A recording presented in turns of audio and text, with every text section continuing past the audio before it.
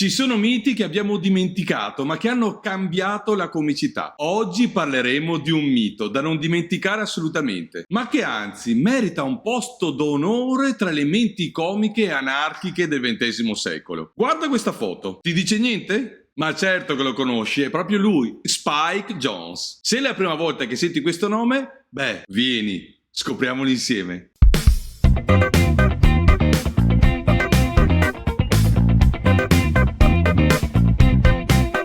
Ciao, io sono Dandy Danno e insieme a Diva G siamo due comici visuali. In questo canale parliamo della comicità e affrontiamo e viviamo tutto il mondo che circonda la risata. In questo canale cerchiamo di diffondere quello che sappiamo di questo mondo, ma spesso ci rendiamo conto che tutto quello che studiamo e sperimentiamo ci serve moltissimo anche per la vita di tutti i giorni. Prima di cominciare ti voglio far sapere che se ti interessa approfondire la comicità e avvicinarti alle tecniche comiche, visita il nostro sito dove troverai i nostri webinar. Ma ora partiamo. Spike Jonze.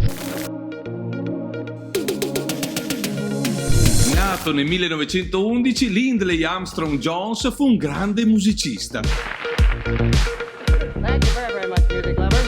Già negli anni 30 era famoso e richiesto nei programmi radiofonici, grazie alla sua grande abilità con la batteria. Ma quanto ci possono influenzare le esperienze che facciamo da piccoli? Perché mi faccio questa domanda? Beh, senti questa. Quando Spike Jonze era ancora piccolo, uno chef amico del padre gli insegnò a suonare con gli strumenti da cucina. Pentole, padelle, cucchiai, forchette. Forse fu da qui che nacque la sua particolarità di suonare ogni tipo di oggetto. Già a 11 anni possedeva e suonava la batteria, ma il suo genio doveva attendere ancora qualche anno prima di esplodere in qualcosa che per l'epoca fu impressionante. Ma andiamo passo passo. Non tutti sanno che fu il batterista di Bing Crosby nella sua prima versione di White Christmas. Cosa dici? Perché prese il nome di Spike? Ah, sì, certo. Lindley Jones sin da piccolo era molto magro, tanto da essere soprannominato Spike, punta, chiodo. Soprannome fortunato, direi, ed ecco perché. All'epoca la radio era il mezzo di comunicazione e di intrattenimento più in voga. Spike Jonze si fece notare molto presto e divenne il più famoso leader band e musicista jazz dell'epoca. Un istrione musicalmente parlando. Si distinse da subito per la sua propensione alla comicità. Infatti ebbe il coraggio, ma diciamo pure la geniale intuizione, di introdurre durante la performance musicali rumori, suoni comici, inusuali come il suono di trombette di vecchie automobili, di campanacci, fischi, spari di pistole e molto altro. Ti dice qualcosa, vero? Divenne presto il polistrumentista più famoso dell'epoca. Sapeva suonare tutto, ma la sua peculiarità erano gli strumenti inventati e adattati per le sue gag comiche. Ecco lo spirito del vero anarchico che rompe la consuetudine e che stupisce il pubblico. Ecco il vero spirito comico. Spike Jonze formò nel 1942 la sua prima band chiamata Spike Jonze and the Hill City Slikers, che dirigeva con in mano una pistola, finta naturalmente, al posto di una classica bacchetta da direttore d'orchestra. Un folle! Ebbe così tanto successo che ben presto arrivò in televisione con un programma di varietà tutto suo. Il suo successo consiste nell'aver avuto il coraggio di arrangiare canzoni e musiche popolari con il suo tocco ironico, satirico, cosa che per l'epoca rappresentò una grande novità. Il genere satirico, come già spiegato in uno dei nostri video precedenti, tratta temi legati alla condizione sociale, all'attualità politica. Ormai lo avrai capito, lo scopo è far ridere lasciando che il pubblico rifletta sui temi che riguardano aspetti della società.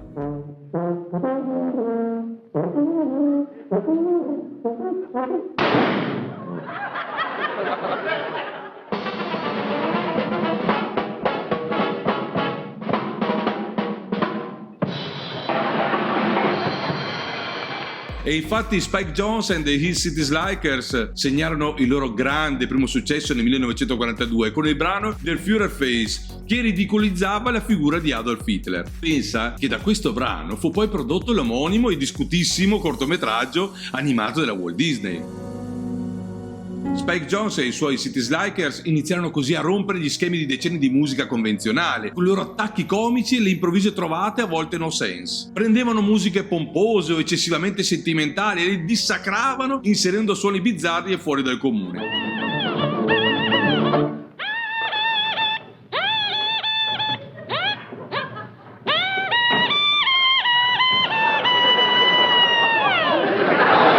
Non sappiamo se l'epoca fu vista bene da tutti, dal pubblico sì però. Spike Jonze di stile ne aveva, era un grande musicista, era un amante della musica classica e soprattutto si attorniava di musicisti esperti come per esempio il trombettista George Rock.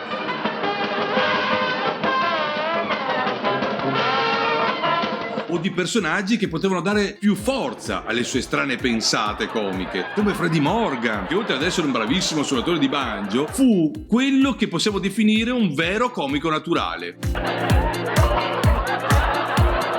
Spike Jonze aveva uno stile tutto suo anche nel vestire. Si presentava con i suoi completi a quadri, appariscenti, che rappresentavano una persona che, seppur dotata e preparata, non si prendeva mai troppo sul serio. Insomma, non si provvisava né comico né artista, anzi da alcune fonti sembra che sia stato uno staccanovista, un vero maniaco del lavoro. Le gag erano preparate in anticipo e in ogni minimo dettaglio, veniva pianificato tutto con molta cura. Certe composizioni anche oggi sembrano impossibili da rappresentare, tanto era il lavoro di gruppo che c'era dietro. Il successo l'accompagnò per oltre 20 anni, dalla radio alla televisione, dalla televisione al cinema. Cambiò spesso componenti della band, cambiò il nome della band e ne fondò almeno 3, finché sotto la sua direzione ebbe un'intera orchestra. Il successo televisivo arrivò quando gli venne concesso di mettere su un programma televisivo tutto suo, chiamato The Spike Jonze Show, che per oltre 10 anni intrattenne il pubblico americano e inglese. Un varietà comico condotto con maestria, con ospiti e trovate comiche al limite dello slapstick.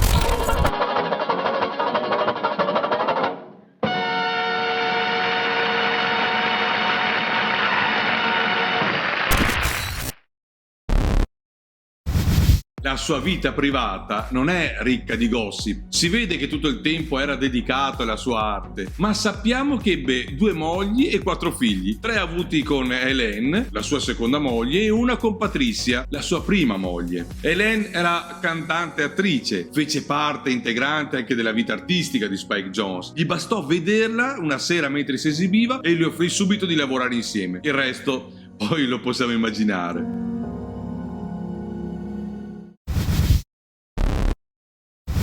Ritornando a parlare della sua arte, Spike Jonze riuscì a mettere su un'orchestra con la quale fare musica diversa, lontana da quella degli Slikers.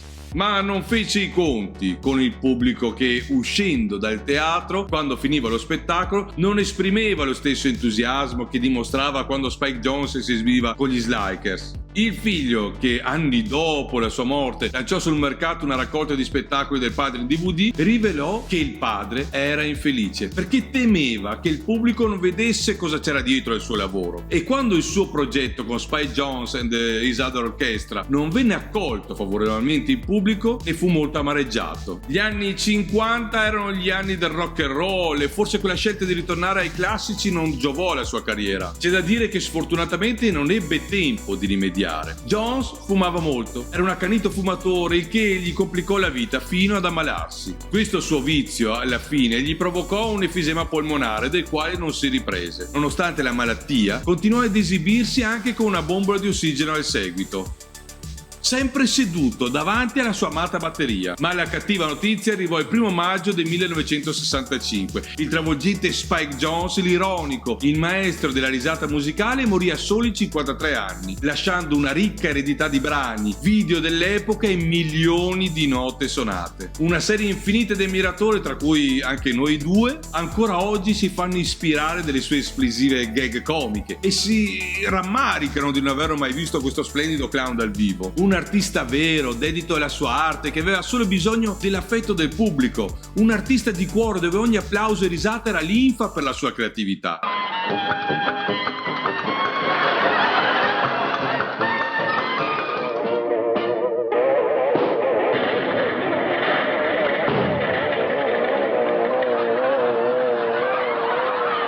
Spike è morto troppo presto per essere ricordato e considerato una leggenda. Quante gag e quante risate ci siamo persi. Grazie Spike.